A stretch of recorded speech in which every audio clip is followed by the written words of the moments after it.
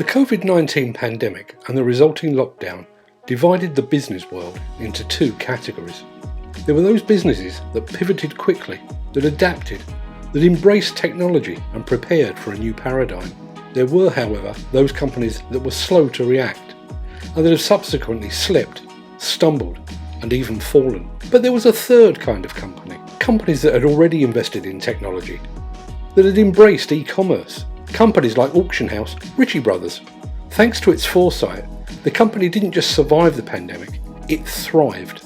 In this exclusive interview with Ritchie Brothers' Rupert Craven, we look back at a year in which his company has gone from strength to strength in the face of global adversity. And I started by asking him about the most recent equipment auction to take place at the rejuvenated Maltby facility.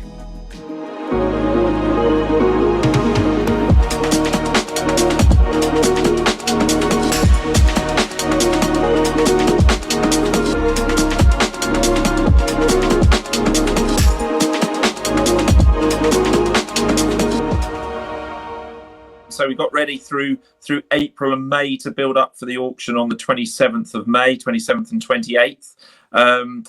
Difficult times to find lots of machinery to fill the yard. It's absolutely unique times, very unusual at the moment. I think for all of the construction industry and particularly for our little sector of looking for used construction machinery from the UK.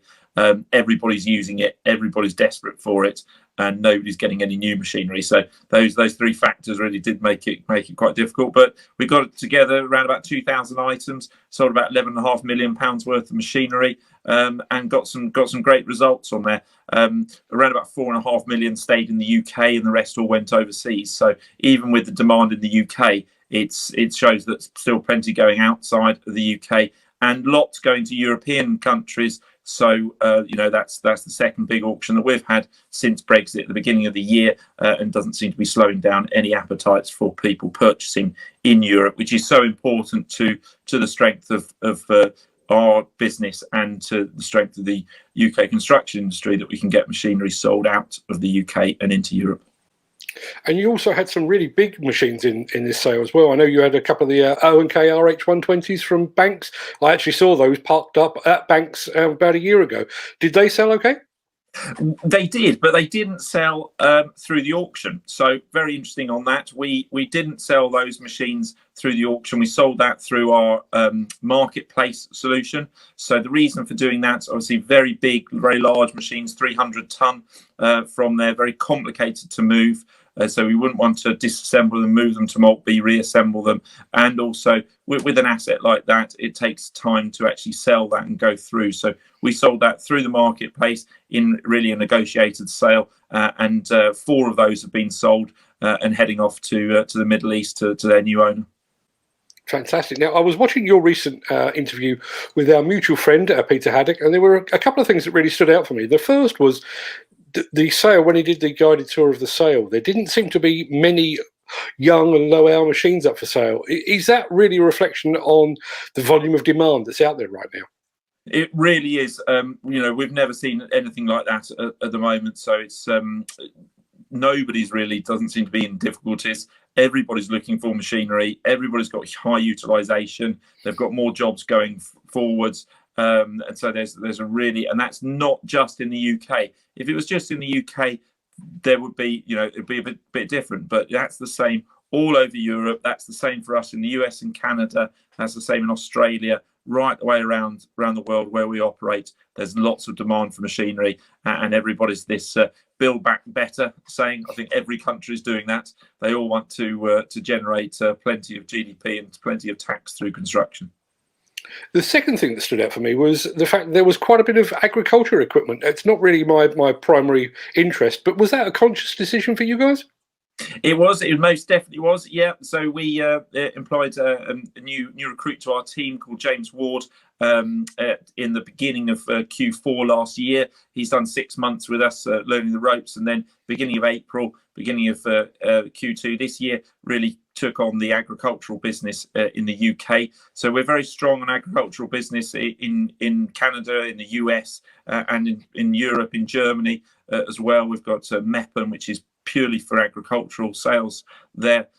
So we want to start adding a percentage of our business in agricultural machinery in the UK, and currently we'll run that alongside our construction auctions, but there may well be the ability to grow that outside of the construction auctions, either on a different day or a second day from that as we grow that business. So it's great to have James on board, and nice to see some green and four-wheel drive machines in to break up the orange and yellow. Absolutely.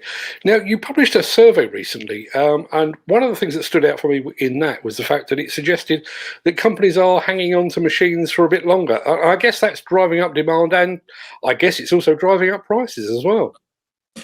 Well, I think that the machines are the tools of the job, and if you don't have the tools, you can't do the job. And I think there's that, and also the people who actually do the work. They're the two real key things. So I don't think anybody wants to lose their tools. You can't do the job if you don't have them. And I think there's that mentality that, why sell it? Let's hold on to it. There is supply issues ahead, or currently at the moment, but it seems to be running ahead for quite a long time. There is a lot of work available. So if you lose the machines, you won't be able to do that work. So I think that does drive the mentality of people, so that business owners are holding on to machines for a just in case. And quite often, new machines that arrive just go straight out on hire, and the fleet just gets bigger. So surprising times at the moment. Well, surprising times. I seem to be reporting probably more than I have in about 30 years on positivity within the industry. That's clearly being reflected in your business as well. Oh, definitely. Yeah, absolutely. It's positive right the way around. I think with people selling, they're happy with the prices. They're pleased with what they're getting from that. Buyers are just delighted that they've got the machine to take to work. They may have paid a little bit more. They're definitely paying more than what they did last year. But, the need is greater than saving a few pounds. So I think people pay for that and go through. So the only problem with people are probably sort of finding it a little tough is ourselves, where we're looking to be in the middle of that and trying to find the machines to sell to other people. So, but no, it's very optimistic. It's very optimistic. The strange thing is, I mean, obviously we've just endured a whole year of COVID and lockdowns and everything else. But you guys at Ritchie Brothers, you've really used that time well, haven't you? You've taken the time to redevelop the Maltby facility. I know it's not quite finished as yet, but it's really taking shape now, isn't it? Yes, it has, and it's all rather nicely coincided with that. So we started really the main groundworks back in March, April 2020. That's given us over a year, 18 months to really get that into a great shape. And we're using the offices that we've converted out of the old mechanical store from the colliery. So we kept that building and just revamped it. We've got all of the yard now level and done. They're just finishing off the preparations for that. We've got the check-in building, we've got the fencing, everything done like that. So yeah, hopefully by the July auction, if not the September, we'll have a completed site there and ready to go. And the important thing is, while we've been doing that, we've been pushed into this way of working. COVID took us down that route. We always had it as a secondary way of selling. We sold all the small items on this system called TAL, timed auction lots.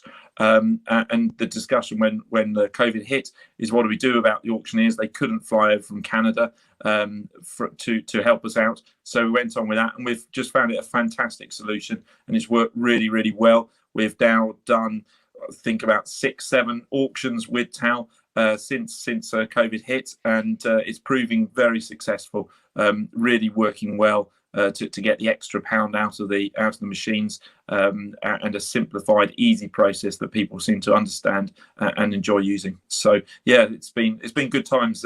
Although you've got to make the best of a bad situation. Yeah, I mean, on that subject of timed auctions, that whole thing seems to have stepped up as well. Obviously, you've got videos now to show off the machines so that people can see them in advance and that kind of thing. And going back to your recent survey, I was quite surprised at the sheer volume of people that are very comfortable now using digital platforms for these major capital equipment purchases. About half of all respondents have said that digital, they are firm believers now. Yes, yeah, no, that has been growing since 2000 when we launched rbauction.com, going through from there, and even back in 2-3 years ago at Donington, we would still see around about 70% were bidders online. And the fact that you can use online with on-site as well, you can come to the auction, you can bid at the auction, You can set up, we've got teas and coffees there, we've got tables and chairs, and you can sit down and actually bid there on your iPad, phone, laptop, whatever you want to do. You can go out and actually test the machines, drive them.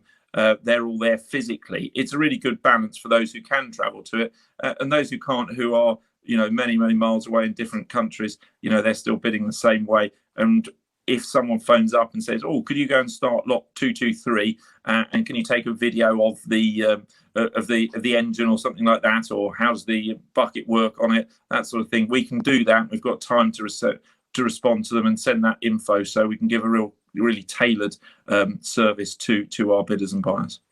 And you recently cited a case where a guy actually bid for and won a machine while sat on a machine. That's probably a first, isn't it?